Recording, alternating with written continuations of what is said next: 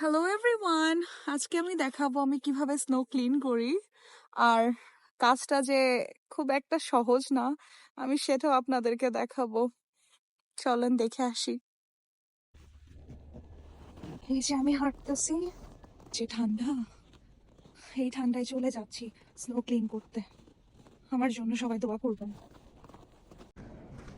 মানে দেখতে পাচ্ছেন স্নোয়ের মানে একদম স্তূপ হয়ে আছে, একদম একদম স্তূপ।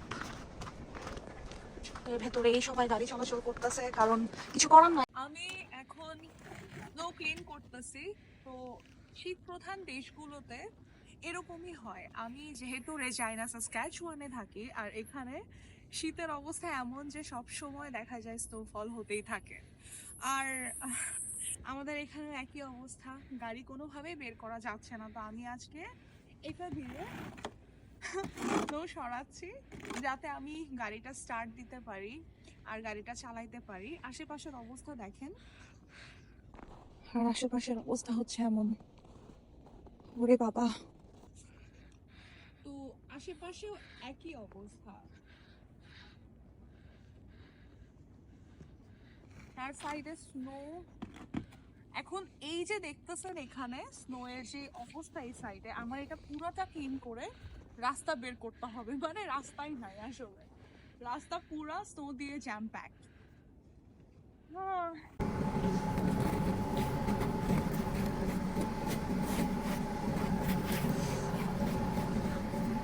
স্নোফল হচ্ছে, চার সাইডে স্নো। আমি এখানে আসছি স্নো ক্লিন করতে এটা দিয়ে, এইভাবে এইভাবে।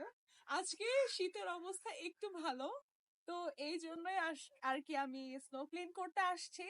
গাড়ি আমার দেখতে পারতেছেন একদম আটকে গেছে, তো এটা পুরোটা আমি ক্লিন করব। এখানকার অবস্থা এত খারাপ, মানে স্নো ক্লিন না করলে গাড়ি না বের করা যায়, না কিচ্ছু করা যায়। সব সময় এরকম অবস্থা হয়েই থাকে শীতের ভেতরে। তো মানে এগুলো এত দেখে মনে হচ্ছে অনেক ইজি, আসলে এত ইজি না।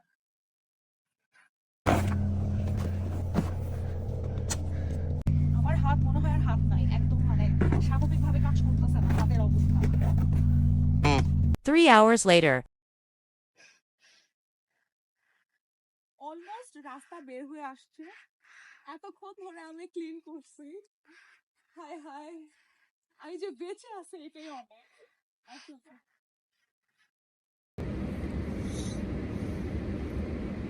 তো স্নো ক্লিন করা শেষে গাড়িতে বসলাম। হাতের অবস্থা একদম খুবই খারাপ। আমি বলবো যে স্নো এর ভেতরে থাকাটা আসলে অনেক বড় একটা চ্যালেঞ্জ। এখানে যারা বাংলাদেশে আছো তারা হয়তো মনে করছো যে না, আসলে স্নো এর ভেতরে অনেক মজা, অনেক সুন্দর লাগতেছে, আশেপাশে সাদা। কিন্তু আসলে যারা থাকে তাদের জন্য এটা ভালোই চ্যালেঞ্জ, কারণ হচ্ছে আমাদের সব সময় সবকিছু মেনটেন করতে হয়, স্নো ক্লিন করতে হয়, এটা খুবই কঠিন। মানে হাতের যে অবস্থা, মানে হাত একদম ফেটে যায়, আমাদের স্কিন ফেটে যায়, আর অনেক ঠান্ডা। তার মধ্যে আবার আমাদেরকে যেটা মেনটেন করতে হয় সব সময় হচ্ছে গাড়ি চার্জ দিয়ে রাখা। তারপরে আবার এখানে শীতের ভেতরে কিন্তু অ্যাক্সিডেন্টের পরিমাণও অনেক বেশি হয়। তো গাড়ি যারা চালাও তাদের আবার এটা আরেকটা সমস্যা, যে হচ্ছে খুব মেনটেন করে গাড়ি চালাতে হয় যাতে অ্যাক্সিডেন্ট না হয়, কারণ রোড কিন্তু অনেক স্লিপারি। তো সবকিছু মিলে আসলে মানে হ্যাঁ, যারা প্রথম প্রথম আসবা তাদের জন্য অনেক বড় চ্যালেঞ্জ যে সবকিছু মেনটেন করে ওঠা, কিন্তু আস্তে আস্তে এটাও একটা অভ্যাস, অভ্যাস হয়ে যায়। তো এইরকমই হয় আমাদের এখানকার স্নোফল। সুন্দর স্নো, চার সাইডে অবস্থা ভালো। যারা যারা স্নোফল এনজয় করতে চান তারা ঠিক আছে, তারা রেজাইনা ঘুরে আসতে পারেন এখানে। একদম শীতের ভেতরে আসবেন, তাহলে বুঝতে পারবেন স্নোফল কত মজার। রাস্তাঘাটে যেখানে গাড়ি চালানো যায় না, কারণ রাস্তায় গাড়ি চলাচল অনেক বেশি স্লিপারি, তো আমাদেরকে অ্যাক্সিডেন্টের জন্য সব সময় সতর্কতা অবলম্বন করতে হয়। আর এই তো সবসময় স্নো ক্লিন, গাড়ি চার্জ দেওয়া, সবকিছু মিলে উফ ভাই, কানাডা আসলে খুব একটা ভালো না। আমি নেক্সট ব্লগে আপনাদেরকে বলবো এখানকার চাকরির অবস্থা, সিচুয়েশন, সবকিছু মিলেই কানাডা কেমন। নেক্সট ব্লগে থাক। ততদিন আল্লাহ হাফেজ।